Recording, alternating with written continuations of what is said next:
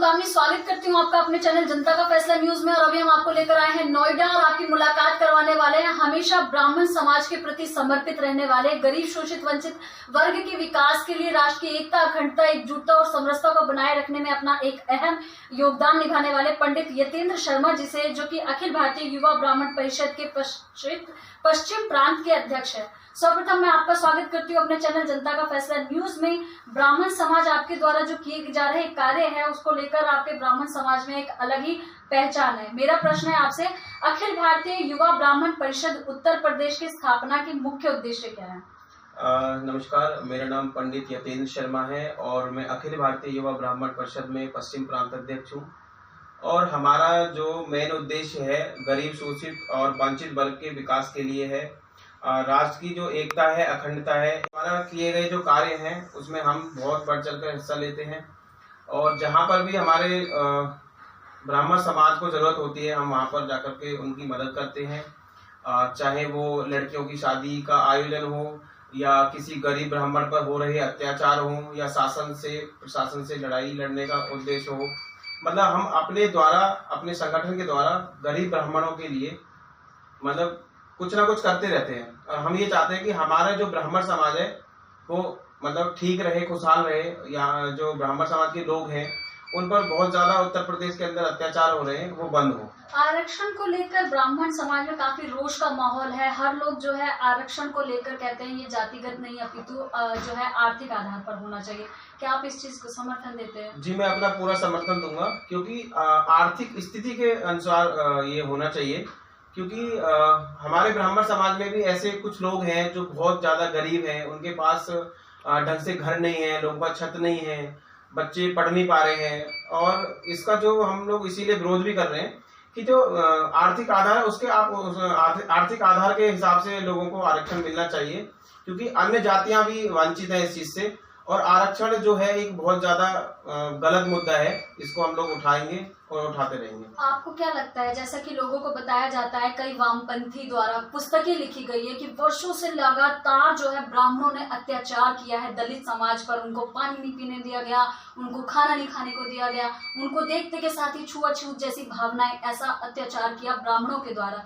तो अब चूंकि भारत हमारा देश जो है आजाद हो चुका है, अंबेडकर जी ने अगर संविधान में उनको थोड़ी बहुत छूट दे दी, आरक्षण के माध्यम से उनको समानता स्थापित करने के लिए कार्य कर दिया, तो क्या दिक्कत आ गई आप लोगों को?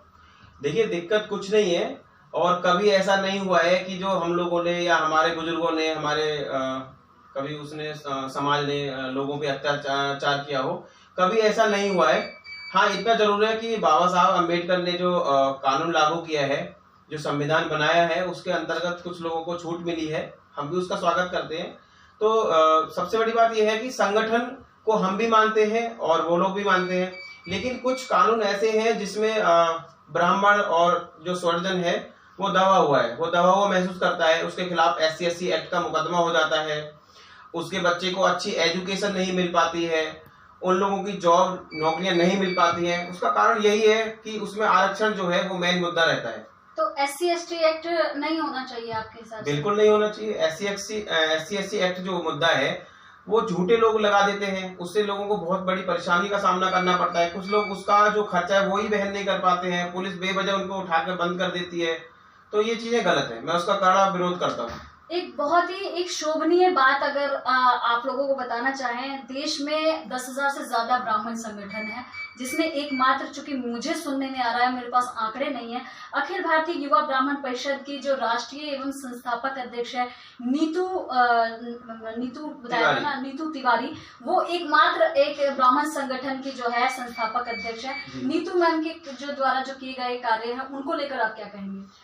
उनके द्वारा बहुत अच्छे आयोजन किए जाते हैं। ब्राह्मण समाज के लिए वो हमेशा तैयार रहती हैं, दिन रात अपने समाज को एकत्रित करती हैं, उनकी जगह जगह पर उनकी जरूरत के हिसाब से उनकी हेल्प करती हैं। बहुत अच्छा संगठन चला रही है और मैं भी उनसे जुड़ा हुआ हूँ काफी दिन से। और मैं भी मतलब अपने समाज को लेकर के आगे रहता हूँ। अभी हमारे यहाँ नोएडा सेक्टर 45 में एक नंदी की हत्या हुई थी, हमारी राष्ट्रीय अध्यक्ष जी का दौरा चल रहा था, उसके खिलाफ भी हम लोगों ने मिलकर आवाज उठाई है और उठाते रहेंगे। हमारे जो ब्राह्मण समाज है, अब की बार बहुत ज्यादा उन पे अत्याचार हुए हैं, तो हम सरकार को भी एक ये संदेश देना चाहते हैं कि हमारे जो समाज है उसकी भी आप एक बार वो करिए, क्योंकि ब्राह्मण समाज बहुत मतलब बड़ी संख्या में है उत्तर प्रदेश के अंदर, और जो सरकारें बनी है आज तक वो ब्राह्मण समाज के योगदान से ही बनी है। तो हम यही चाहते हैं कि इस ब्राह्मण समाज को अच्छा दर्जा मिलना चाहिए, अच्छा सम्मान मिलना चाहिए, उनके बच्चों को अच्छी एजुकेशन मिलनी चाहिए, क्योंकि हमारा जो देश है वो आजाद देश है। हमारे देश में हर व्यक्ति को आजादी से जीने का अधिकार है, तो अधिकार कहीं ना कहीं समान मिलने चाहिए। बदले व्यक्ति समाज से राष्ट्र स्वयं बदलेगा, ऐसी भावनाएं सभी के अंदर निहित होती है। आपके पूरे वक्तव्य में आपने सर्व समाज के कल्याण हेतु एक भी बार बात नहीं करी, केवल और केवल ब्राह्मण समाज, ब्राह्मण समाज, ब्राह्मण समाज। तो ब्राह्मण समाज के ही विकास से क्या देश बदल सकता है क्या? नहीं, ब्राह्मण समाज के उससे देश नहीं बदल सकता है। सर्व समाज को हमें लेके चलना पड़ेगा।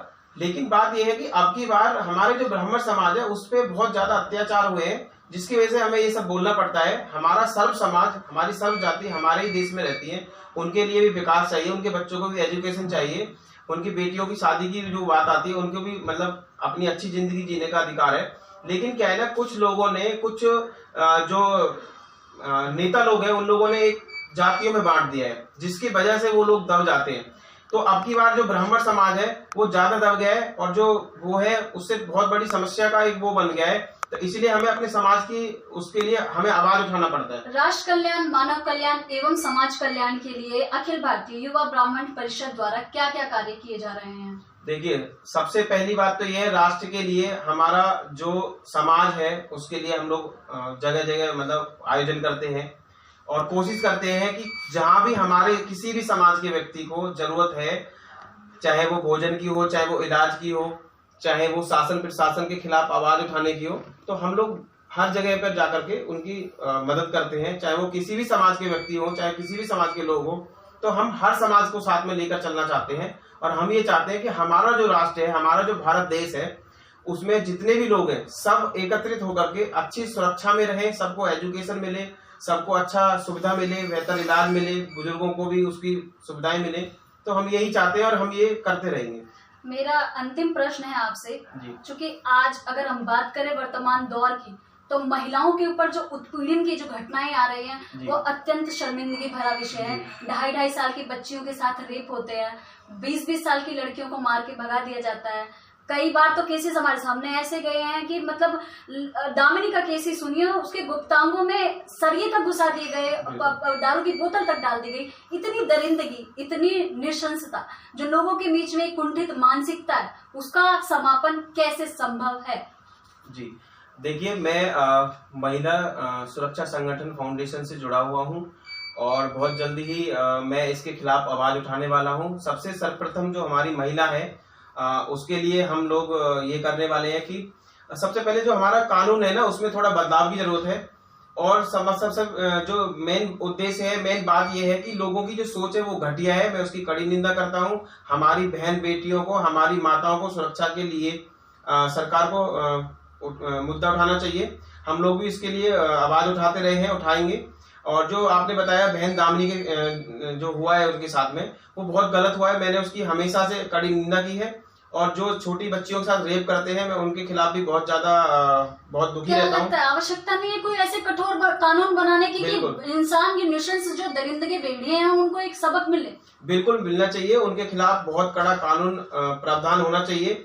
और इसका जो केस है वो फास्ट ट्रैक कोर्ट में चलना चाहिए, और जो भी दोषी हैं इसमें इनको सख्त से सख्त खिलाफ इनके कार्रवाई होनी चाहिए। और मैं तो ये मांग करता हूँ सरकार से, हमारे भारत के राष्ट्रपति जी से, माननीय मुख्यमंत्री जी से, माननीय हमारे जो नरेंद्र मोदी जी हैं प्रधानमंत्री जी, उनसे भी मैं यही एक निवेदन करना चाहता हूं कि इनके खिलाफ सख्त से सख्त कानून बनाया जाए और इनके खिलाफ जो है कार्रवाई होनी चाहिए। देश की जनता, युवा, सुप्रतिष्ठित समाज सेवी वर्ग एवं महिलाएं आपको देख और सुन रही है हमारे चैनल के माध्यम से, उनके लिए क्या संदेश और क्या अपील करना चाहेंगे? देखिए, मैं सबसे पहले तो अपने युवा वर्ग से यही अपील करना चाहता हूँ कि महिलाएं हमारी माँ है, महिला हमारी बहन है। चाहे वो आपकी बहन हो, चाहे वो हमारी बहन हो, वो हमारी बहन है तो आपकी बहन है। उनकी इज्जत कीजिए, उनकी हेल्प करिए। अगर आपको लगता है कहीं पर भी कि मैं पंडित यतेंद्र शर्मा अगर किसी भी काम आपके आ सकता हूं, तो मैं सबसे पहले आपके साथ खड़ा हूं। हमारी बहन बेटियों की सुरक्षा के लिए, हमारे सर्व समाज के लिए, ब्राह्मण समाज के लिए, हमारे राष्ट्र के लिए मैं ये चाहता हूँ कि हमारे जो समाज में जो सम्मान है वो बहन बेटियों को शुरू से मिलता आ रहा है और वो बनाए रखने के लिए हमें उसके लिए आगे लड़ाई लड़नी पड़ेगी। तो हम लड़ेंगे, क्योंकि हमारी महिला प्रधान है। हमारा जो देश है उसमें महिलाओं को देवी माना गया है और हम उनकी इज्जत करते हैं, सम्मान करते हैं।